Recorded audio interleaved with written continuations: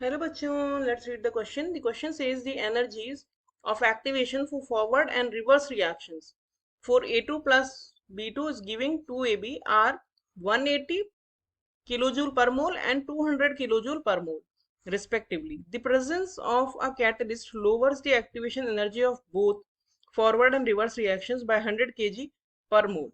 The enthalpy change for the reaction A2 plus B2 is giving 2AB in the presence of catalyst will be in kilojoule mole inverse.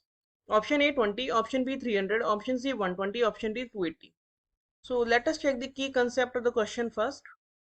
The key concept of this question is what is enthalpy of reaction. Enthalpy of reaction जो होती है वो होती है energy of product minus energy of reactant. Basically it is the difference between the energies of products and reactant.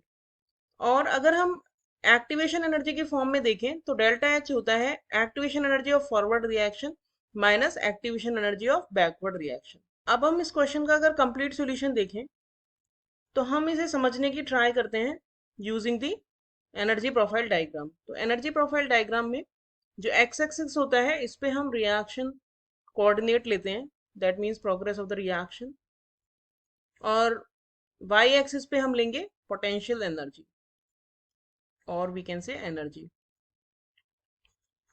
जैसा कि हमारे इसमें दिया है कि फॉरवर्ड रिएक्शन की एनर्जी एक्टिवेशन एनर्जी कम है, तो यहाँ पे हमारे रिएक्टेंट्स हैं A2 प्लस B2 और यहाँ पे हमारा प्रोडक्ट है 2AB. तो इस तरह से अगर ये स्लोप बन रहा है तो this difference between the activated complex और रिएक्टेंट की एनर्जी को हम बोलते हैं activation energy of forward reaction.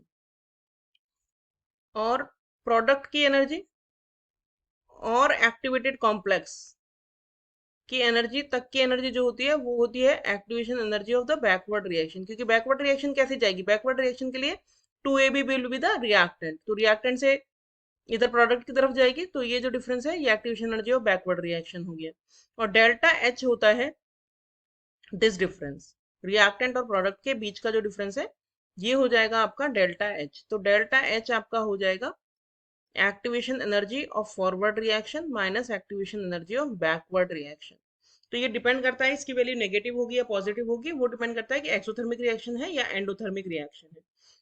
अब इन्होंने हमें बोला है कि जब हमने कैटलिस्ट लिया तो एक्टिवेशन एनर्जी तो दोनों की कम हो गई, तो 100 कम हो गई, तो एक्टिवेशन एनर्जी फॉरवर्ड रिएक्शन की क्या हो गई, 180 पहले थी और 100 कम हो गई, तो ये रह गई 80 किलो जूल पर मोल.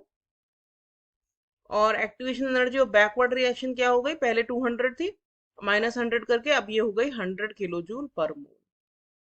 तो एंथैल्पी ऑफ रिएक्शन जो होगा डेल्टा एच वो हो जाएगा 80 minus 100, that means minus 20 kilo joule per mole. वैसे भी आप इस ग्राफ से देख सकते हो कि प्रोडक्ट की एनर्जी लोअर है एज कंपेयर टू रिएक्टेंट, तो इस वाले केस में जो एंथैल्पी होगी वो नेगेटिव होगी और रिएक्शन जो होगी हमारी वो एक्सोथर्मिक होगी.